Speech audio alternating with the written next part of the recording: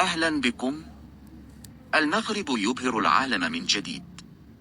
في وقت تتجه فيه الأنظار لكان 2025، خرجت جنوب إفريقيا برسالة تاريخية غير مسبوقة تصف ما يحدث في المملكة بالمعيار العالمي الجديد.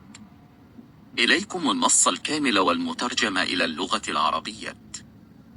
صاحب المعالي، إن المغرب يستضيف حاليا البطولة بمعايير عالمية حقيقية، حيث وضعت جودة التنظيم واحترافية هياكل البطولة والأجواء العامة في المدن المستضيفة معيارا جديدا لقارتنا، وأظهرت إفريقيا في أبهى صورها. لقد أبهرني بشكل خاص مستوى المرافق المقدمة للفرق المشاركة، إذ كانت ترتيبات الإقامة في الفنادق ممتازة، ووفرت الراحة والأمن والبيئة التي تتيح للرياضيين النخبة الاستعداد والأداء على أعلى مستوى.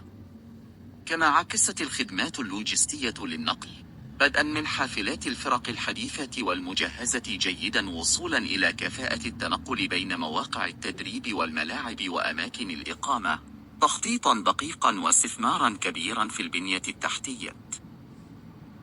وفي مدن الرباط والدار البيضاء وطنجة وأكادير وفاس ومراكش، تبرز الملاعب نفسها كرموز لطموح المغرب وقدرته، حيث نالت تصاميمها وعمليات التجديد والتحديث فيها، بدءا من مرافق المتفرجين وزوايا الرؤية وصولا إلى السلامة وسهولة الولوج، إعجابا واسعا.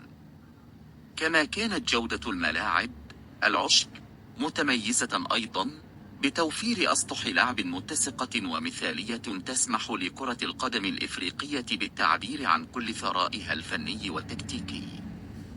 وقد سلط اللاعبون والمدربون والمعلقون على حد سواء الضوء على كيفية مساهمة هذه الظروف في رفع مستوى البطولة.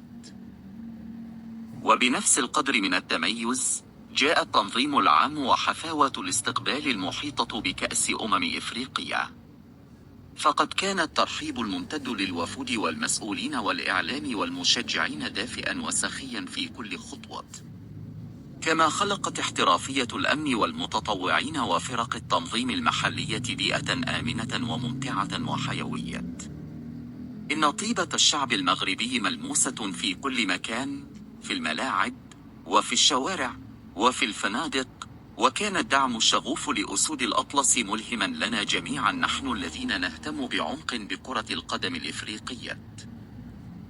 إن هذه البطولة هي أكثر من مجرد بطولة قارية، إنها برهان قوي على جاهزية المغرب للمشاركة في استضافة كأس العالم 2030.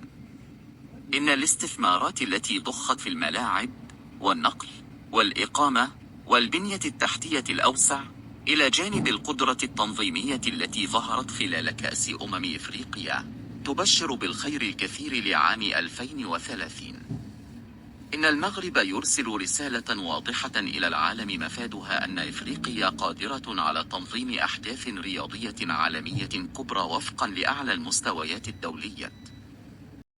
كانت هذه رسالة التقدير من جنوب إفريقيا للمملكة المغربية، شهادة فخر لكل إفريقي. إذا أعجبكم المحتوى لا تبخلوا علينا بالضغط على زر اللايك ومشاركة الفيديو. نلقاكم في الفيديو القادم. إلى اللقاء.